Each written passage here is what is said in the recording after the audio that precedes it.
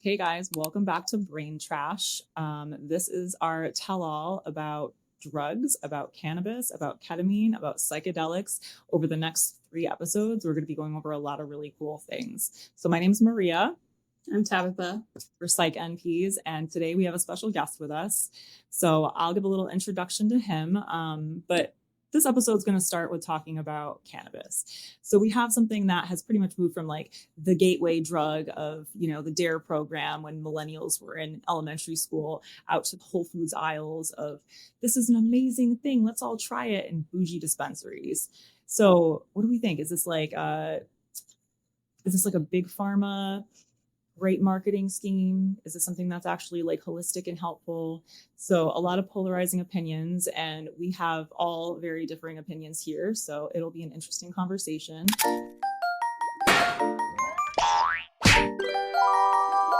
But I do want to introduce our friend who has come to join us, who is an expert. So this is John Greeley. He is an integration and wellness guide at Paper Flower Psychiatry. So he's actually available for consults and wellness coaching, education on cannabis, on ketamine, on psychedelics across the country for virtual visits.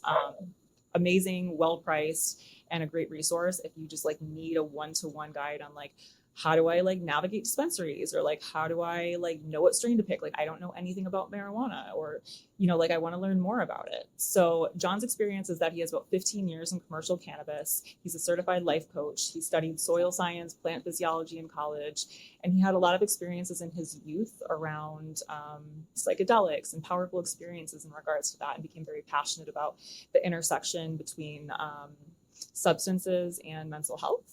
So he served as an informal guide for many years with friends, and we decided it would be an incredible resource to have him available to patients and just to like therapists and like everybody who wants to learn more about this stuff, because like realistically we don't learn a lot in school, and we just don't learn a lot in general of like evidence-based solid information to like make our own assessments on things. So welcome, John.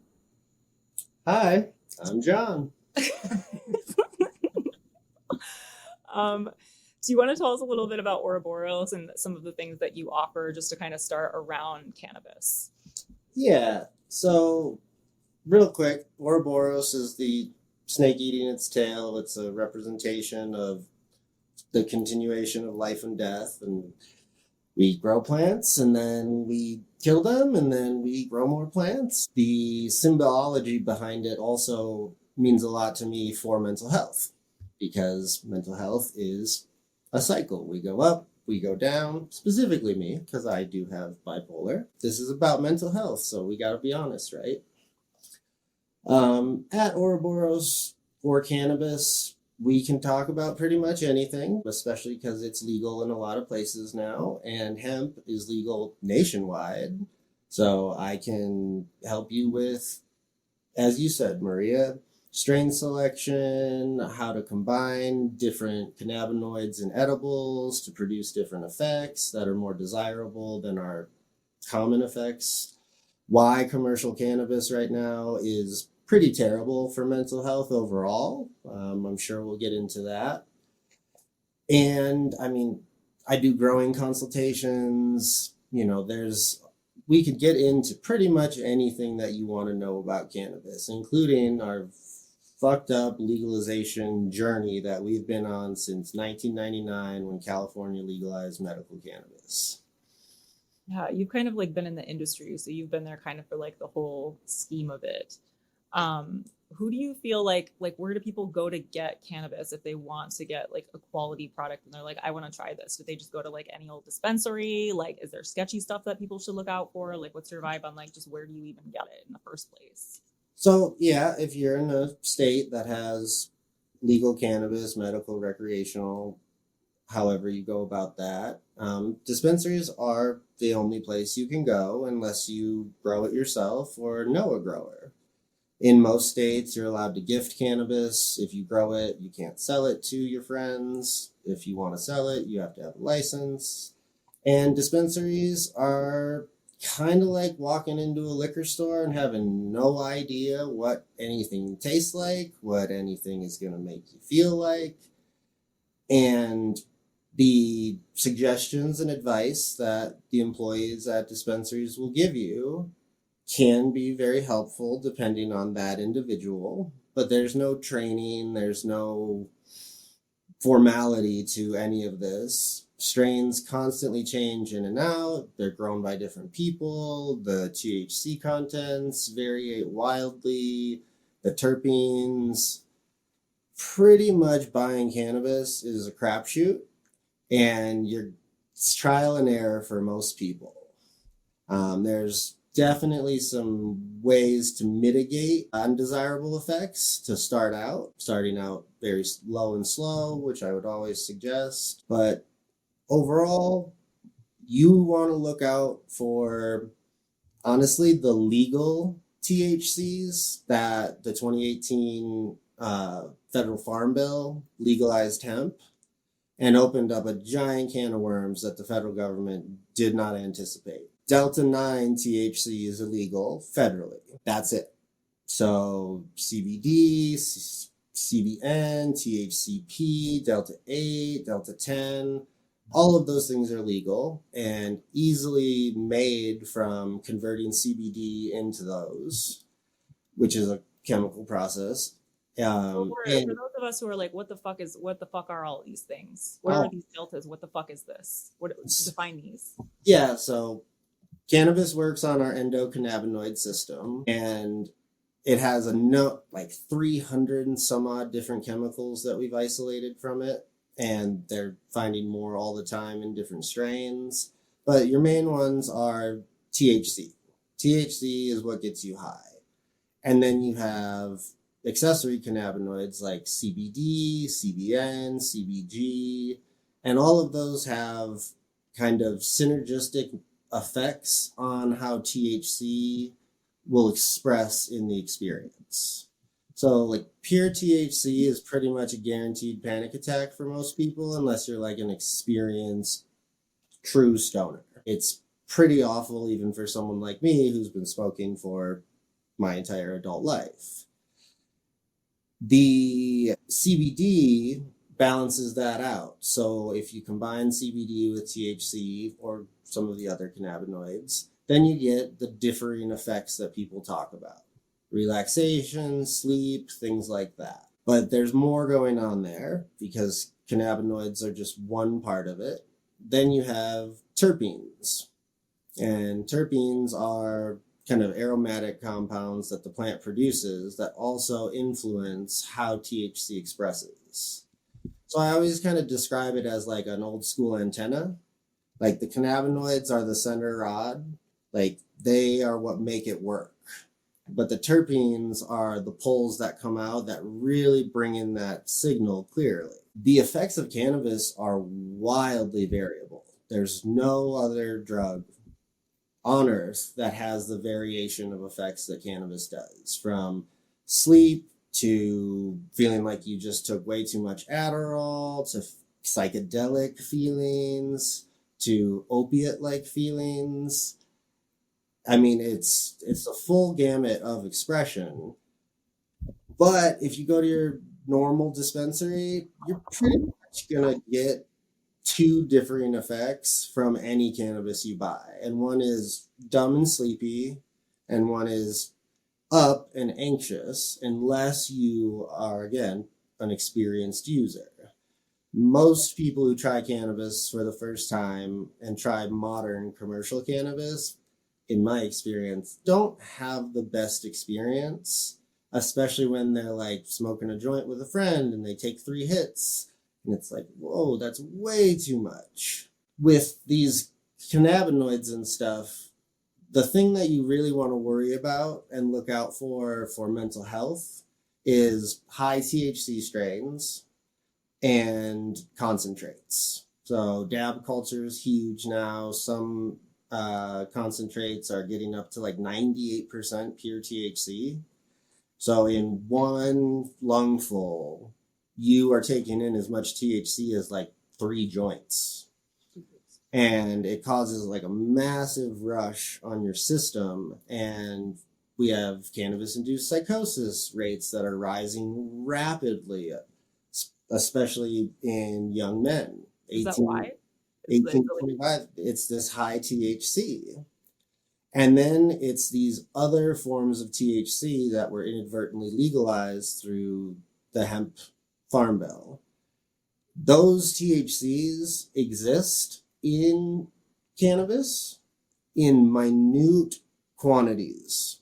There's a couple of them like THCV and THCA, which can go up pretty high naturally, but Delta 8, Delta 10, THCP, those don't exist in natural cannabis in any quantity that could be detrimental. So when you go to your gas station now in almost every state, you'll see these Delta products. And they are not conventional THC. They are these other forms of THC that are rapidly showing that they induce mental health issues far faster than traditional cannabis does, and far more consistently. I mean, there's stories out there, there's reports of like kids committing suicide, and the only thing they're using is these legal cannabis products. And these terrible stories that parents are giving of like the descent into what is essentially true addiction. I mean, people say pot's not addictive, but fucking chocolate's addictive. Running can be addictive. If you do something every day and your brain and your life starts to depend on it, of course. And quitting cannabis for a daily user is really, really difficult, because for the first 3 days, you're going to feel like something's truly wrong with you. Like being sober for 24 hours after you've been high, maybe 10, 12 hours a day for a heavy user, or even just a nightly user, like it's going to affect a lot of things. So I guess that's the gist of it without getting too much more detailed, specifically to cannabis in dispensaries and legal cannabis. So I have a question for you about what you said with the variability of the different effects just from cannabis itself. Is this because we've spent so much time like isolating out each of these things and that's why there's so many different effects? Or do you mean that in a way of just like, even before we had all of these other Delta 9s and all of the things you were, Delta 8, whatever, even before that, would you say that would be true? Or just because we've scientifically kind of morphed it? So interestingly enough, what cannabis being illegal for so many years did, forcing growers indoors, we won't get too into that, but basically we bottlenecked the gene pool. So modern cannabis in a dispensary has about 5 to 10% variability in the genetic potential of cannabis overall. That's why modern cannabis makes you feel consistently similar strain to strain. And those effects are because people bred for THC. They wanted it to be more potent. What happened was many of these terpenes, many of the levels of these other accessory cannabinoids were bred out of the strains. Where like a traditional cannabis back in the 70s, yeah, it was 5, 10, maybe a little over 10% THC if it was well taken care of. But it had decent amounts of CBD and CBN and a diverse terpene profile because all cannabis was imported. It was grown all over the world in all these unique genetic populations from Southeast Asia to Pakistan to South America. So those effects that I talk about, most people won't ever get to experience. It's almost impossible to commercially grow profitably many of these strains, especially because we do most of our growing indoors. But cannabis also, like anything, is a subjective experience. Who you are, your experiences in life, your issues, any of that stuff can change the effects. And like psychedelics, set and setting is huge. If you smoke something with a high THC content that has very little of anything else going on, many people need to do something. Like watching TV or playing video games isn't going to be enjoyable. That's like hiking, moving, interacting, maybe not conversating because you might be paranoid. And then more of the other strains, they'll just make you sleepy and feel dumb. But sleepy and dumb for one person can express very differently. Some people get the munchies. We all have heard about the munchies. Some people, cannabis actually suppresses their appetite. So there is variability in the chemicals themselves and in the subjective effects that the individual has. It's funny the way that you describe these things, because I'm like, I feel like even having very different experiences in terms of just like personal experience with it and the direction at which we come at the topic from, what you're saying is essentially things that I say to patients on a daily basis about this in a different way, because I think it's good to know that somebody who has the personal experience that you have and, you know, the knowledge from working in the industry for so long also has similar feelings about it. Because I think sometimes I'm like, am I being judgy? But really for me, it's like, I want people to understand what's happening in their brains, and then they can make the decision, is this something that I want to do on a regular basis? But like within like pharmacology, right? Like the concepts of upregulation and downregulation and the ways that our brains adjust to substances that we're consistently giving our bodies, whether that's cannabis or whether that's, you know, cookies or sex or whatever the fuck else, right? Like the way that our neurotransmitters are and our receptors are going to expect that thing to keep happening is important to factor in, especially when somebody's seeking mental health care.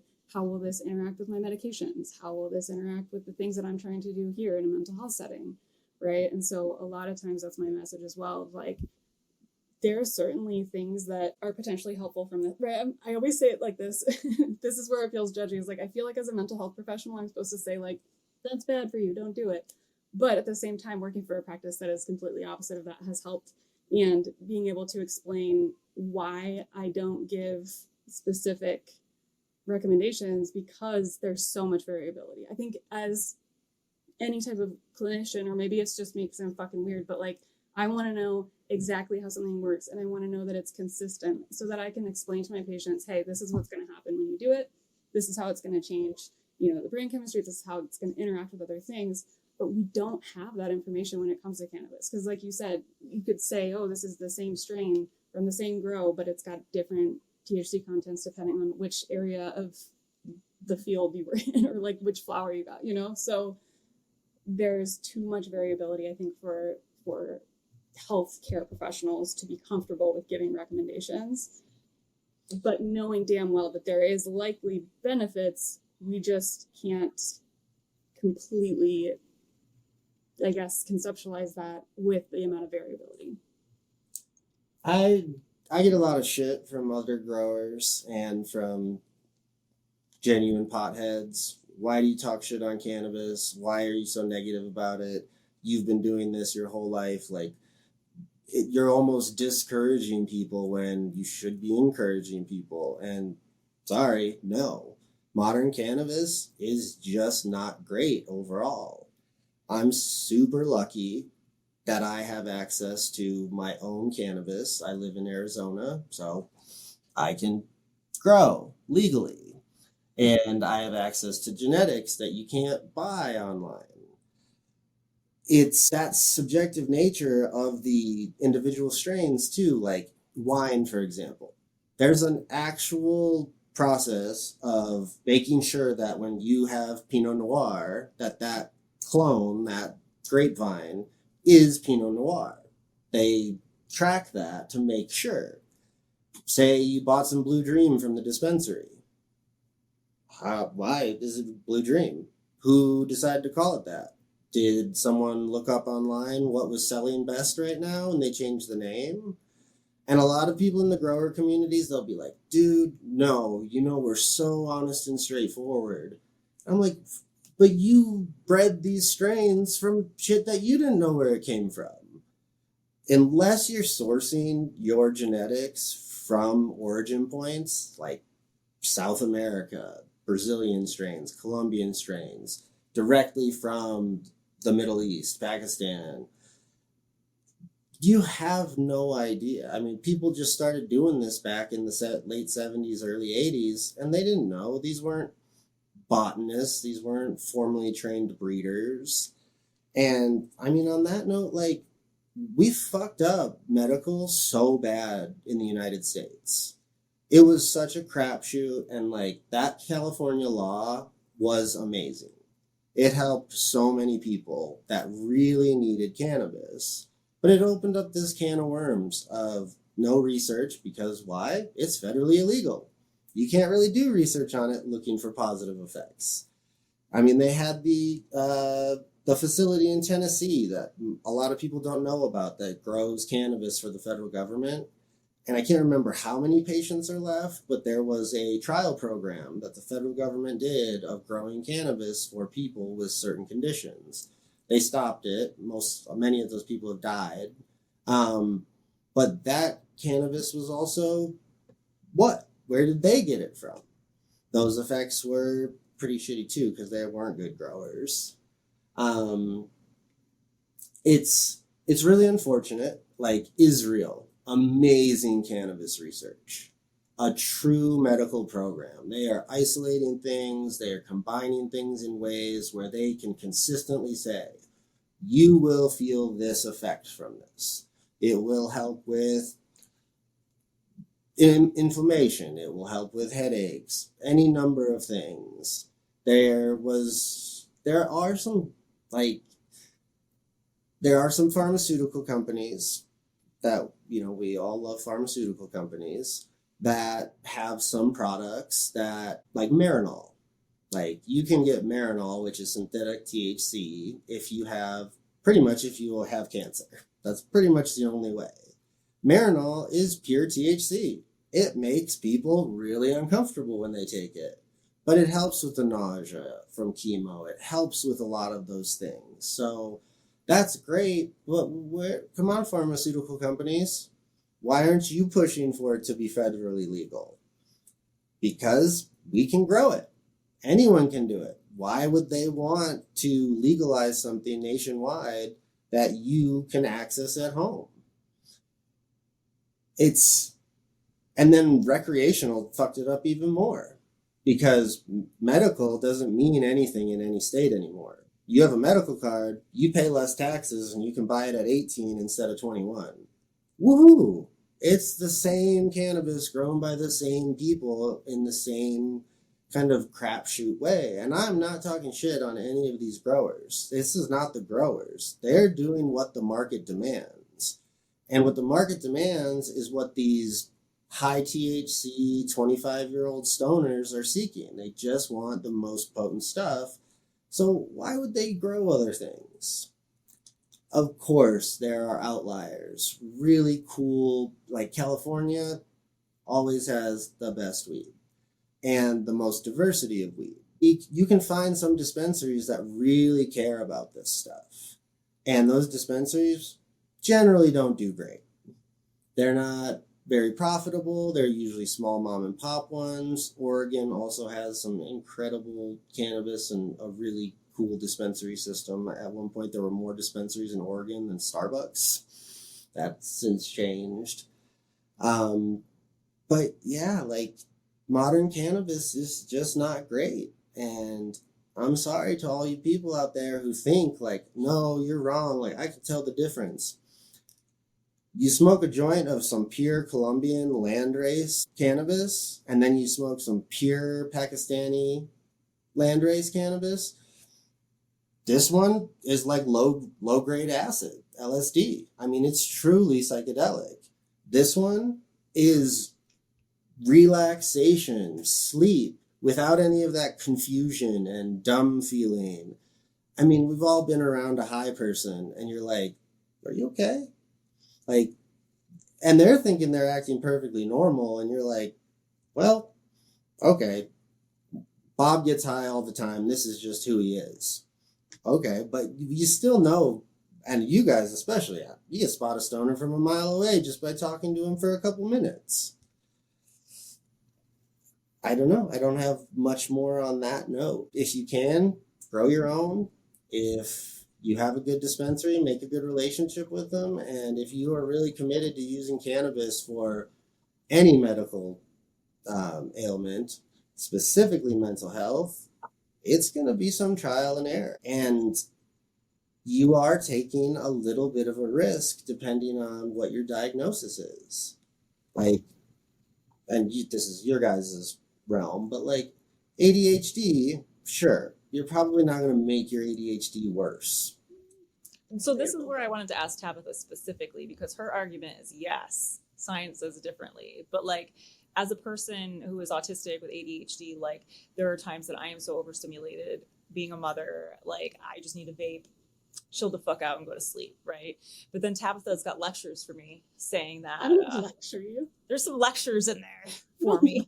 I've never lectured you about it. There's low-key lectures. They're low-key on the text, just like, did you know that? Blah, blah, blah, blah. I'm like, well, fuck you. So I'm just kidding. I mean, no, this is what I talk about with patients. Is like everybody's allowed to do whatever the fuck they want, and I think that like that's the cool part about the human experience, right? Like we're allowed to do whatever the fuck we want. We're also allowed to like get it right, get it wrong, change our minds, right? Like there's lots of different ways to look at all of this, but I guess I'll just like say what I typically say about this specific topic when it comes to patients who are coming to me for like an ADHD diagnosis and medication, is that especially with these high potency strains, what they're doing is causing your brain to create more receptors of each of these neurotransmitters that were consistently increasing with the potency of the strain. So you throw some Adderall on top of that, it's not going to do a whole lot if it's already being dropped into this setting where it's already kind of fucking chaotic. So I describe it as like a ballroom. You think of a ballroom, each ballroom is for a neurotransmitter. This is not actually how it's laid out in the brain, but helps me kind of see it spatially. Like there's a dopamine ballroom in our brain, right? And there's like 6 chairs in the middle of this ballroom, and you smoke some weed, like 50 dopamine guys are led into the dopamine room, but only 6 of them can sit down. And your brain's like, fuck, these guys were really fun. I should bring more chairs next time. So it sets out more chairs, right? And so then the next time that you smoke, 50 dudes come in, they all sit down. They're like, wow, this is great. We should invite more friends. And so they bring more chairs, right? And then we also like eat cookies and drink and have sex while we're smoking weed. And now there's 1,000 guys in the room and we need more fucking chairs. And so our brain continues to add more chairs because it's like, this is great. But eventually, right, that ballroom is piled high to the ceiling with fucking chairs that are on fire. There's people fighting over the chairs. They're broken. They're being stolen. Like, it's an absolute fucking dumpster fire. You can throw an entire, that would probably been not great advice. You could take your Adderall as prescribed, and it would not do a whole lot of damage on the dumpster fire ballroom for dopamine, right?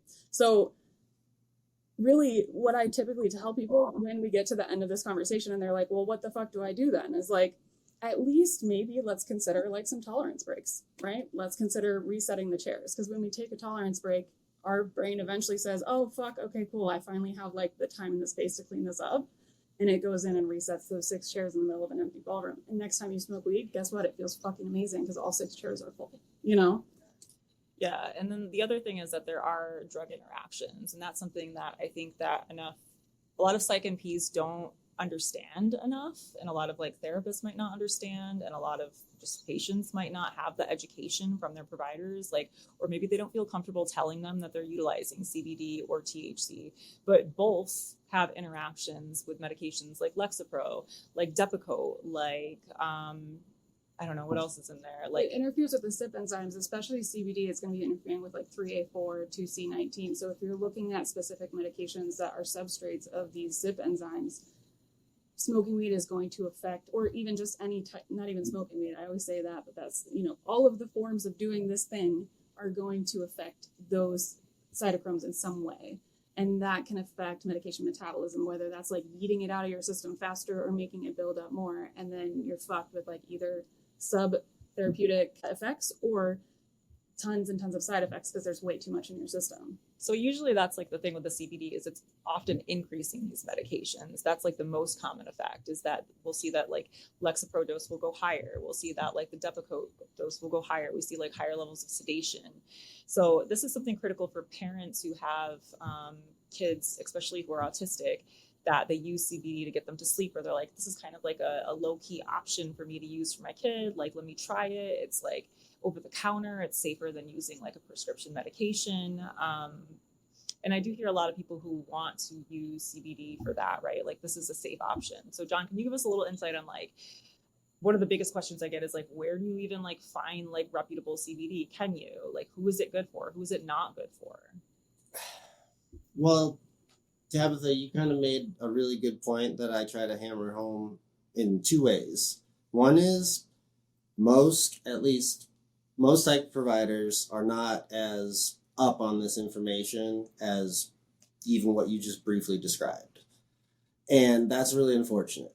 Depending on your state, depending on the person, the practice, yeah, you don't want to tell them you smoke weed because they'll judge you and they'll tell you, no, weed is bad, okay? Like, so that in and of itself isn't great. And then people are going to their providers and not tell them that they're doing mind-altering chemicals. You tell your provider if you drink. You tell your provider if you take supplements. You tell your provider if you're on a classic medication from your, normal doctor. But people are like, oh, I can't tell them I smoke weed. Also, it's just weed. It's not a big deal. Weed is everybody, not everybody by any means, but we got this like idea people have of weed being this like panacea and this super safe thing. That was from these older weeds I was talking about with very low THC concentrations, like Rastafarians, some of the longest lived people ever. They smoke like 4% THC. So it's very different. And also there is a genetic thing there. They have, epigenetic stuff going on where their parents and their grandparents smoked. So their bodies probably, I am not super high up on epigenetics and how that works, except in plants. But yeah, it's so different. So like, don't lie to your provider. And if your provider judges you, find a different provider. Like, Paper Flower is amazing because of this. But if you're not in Arizona, look around, ask questions. How do you guys feel about drug use? How do you feel about cannabis? And if they're like, go find someone else. Because if you want to use cannabis and you have a mental health diagnosis, your provider has to know this for all of those reasons. Well, the way that you say that too, I mean, it's super true. I like that you thought of that. And we also have so many barriers when it comes to this because there are a lot of providers who they will drug test you every single time. And if you fail a drug test for any specific substance, they will not prescribe you certain medications, even though we know, right? We know in research, people are much less likely to engage in substance use disorders if they are properly medicated, especially for something like ADHD with a stimulant, obviously given the right person and the right circumstances. But knowing that, hey, if I show up here and say the truth, I might not get the first line treatment. That's really scary for people. And so I can't even necessarily blame them because I see the I don't even know how I want to explain it, but because I just see the way that other providers talk about substance use, whether that's abuse, misuse, or just good old fashioned fucking use, Mm-hmm. Yeah. And I've seen that happen a lot of times, unfortunately, with younger friends of mine, people that I've talked to, where they're like, I was prescribed Adderall and then I got my drug test and now I can't get my Adderall and now I'm fucked. It helped me so much. I also was using weed and it still was helping me. So good for them on that. But now what do they do? Do you shop around for a new provider? That's not how it's supposed to work, right? Like, the system is flawed in this way that you can be told that you won't get the help you need just because of a failed drug test. And for a lot of these people, it's one failed drug test. It's not like, oh, we'll give you a second chance, come back in 30 days. That's fucked. Well, and I guarantee you those people already shame the shit out of themselves all the time. And so receiving that just one, hey, I failed one and now I can't have this medication that's crucial to my like existence. Obviously this is going to perpetuate that for them. And then typically what are people going to do? They're going to self-medicate, right? So whether that means smoking more weed or looking for other drugs or just fucking doing anything else that's going to give them any kind of morsel of dopamine that they were getting from their medication. People with ADHD love cocaine. Or hate it because it makes them super tired and all their friends are having fun and they're like, that's true as well. Like, why are you so calm right now? Oh, I don't know. John, to go back, where do we get the CBD, homie? Where are we going for the CBD? We scrolled. I know this isn't what you want to hear, but I do not recommend specific products from the hemp industry because it is so wildly poorly regulated. You can like look into your CBD, like you want to do what Oprah's suggesting or Martha Stewart, just read the lab results to see what else is in there. Heavy metals, are they getting their CBD from fucking China? And it's way cheaper, but it's terrible, terrible adulterated stuff. Or are they like, have integrity and they're making like a pure CBD product, but there's no regulation of saying that. Like you can put out a product that has CBD in it and it can have a bunch of other stuff in it and you're not required to disclose that under our hemp law federally. The recreational and medical laws in states actually scrutinize their cannabis more than the hemp laws do. Yes, do you test for pesticides and heavy metals and fungal pathogens? Great.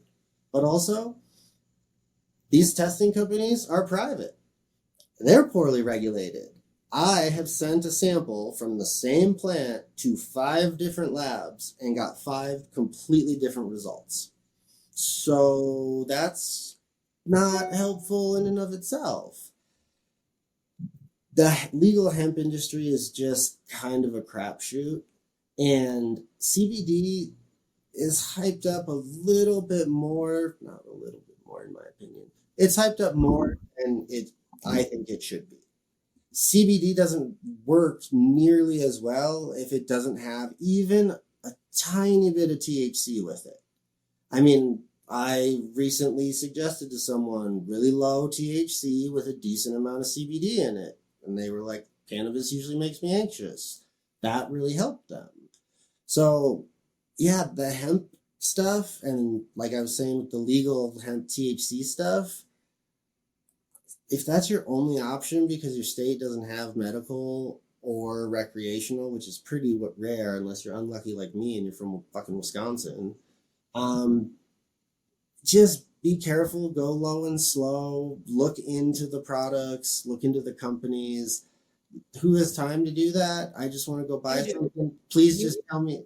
You do. You have time. This is your job, is that you can help people navigate that. You have time. That's why you're great. 100%. But this nationwide thing has become somewhat new for me. California, Arizona, Oregon, Hawaii, Washington. I've been focused on traditional cannabis. Do I have a hemp license in Wisconsin? Have I grown a lot of hemp? Sure. The specific products, yes, Maria, I will. I will do a deep dive on the top 10 suggested brands from fucking ChatGPT or something and get back to you with what ChatGPT was wrong about. That's actually great. So like this is important for like you're kind of talking to the realm of like adults who want to experiment with this. But for parents who are interested and have kids who are autistic, especially if they're like level 3, they're nonverbal, they're not sleeping, they're really agitated, right? Like there is some evidence that like CBD could help. And some people are just so desperate. They're like, let me try anything at this point, right? And you can't give your kid CBD with a little THC, because Oh, that cool. came back, right? Like CPS is called now, like everyone's involved. You're drugging your kid. Like, how dare you? And like, it's fucked up in so many different realms. So like, if there are parents who are kind of feeling lost and like, you're like, read these reports and like, look at heavy metals, or like, what are you fucking talking about? You are the person that they could go on the website and kind of like say, like, help me read these, help me understand this, like, help me understand what's wrong with this, help me understand like a better option, right? So maybe we can link it in the description or something, because I can't remember it right now. But like, there are some very, very intelligent PhD people who can help you out with this more. Are they going to be able to recommend brands? Probably not. But if you're talking like true medical use of CBD, that's something a provider should be able to help with as well. So we're talking over the counter here, homie. I know, and that's the problem, because it's not actually medically regulated. So if you're in a medical state, go get CBD from the dispensary. If you live in a state with medical marijuana, go to the dispensary. 100% get pure CBD from there. That is your best option by far. If you're going to get over the counter, make sure the CBD is sourced in the United States, grown here under our rules and laws. Make sure that it isn't adulterated with anything else, that it's just pure CBD. If you do just those few steps, you're going to have the best option. So there's like these processes for like micronizing CBD so that it crosses, and it's a lot of it's actually bullshit, but they'll hype it up. Perfect. And like, again, like this is kind of one of those things that if you're having trouble navigating these things, you don't have the time, the energy, the focus, the executive function to go forward and do this research. Like, you could meet with John virtually and do like a consult. You could do a quick like 15-minute consult. I think it's like $25. You could do like a 60-minute deep dive. You could do a 90-minute, and it's like very much personalized to you and to kind of like, what are your needs? What are you looking for? Like, do you need help navigating these things? Are you looking for yourself? Are you looking like for CBD for your autistic kid because no one else is helping? So John can definitely like help guide you through all of that stuff. So you can access him on paperflowerpsychiatry.com. And then if you go under services, you can go to Ouroboros, or you could just go right into scheduling, pick Ouroboros. You could be anywhere in the country to schedule with him, done virtually. They'll send you a link. Super, super helpful, because this isn't talked about. Even if you're a professional, you want to like, staff a case with him. You're a therapist. You are learning like ketamine assisted psychotherapy, and you had this like really weird response and you don't have someone to run it by. Like, John has been incredible for our entire team to learn so much about ketamine. So our next episode is actually going to go more into ketamine. Now that we've kind of done our little, very, not even a deep dive, like a shallow dive into cannabis and CBD. So we'll be talking about ketamine next week. And thank you for stopping by this week, John. We're going to be having you again, a couple more episodes for our little series. And thanks for tuning into Brain Trash, y'all.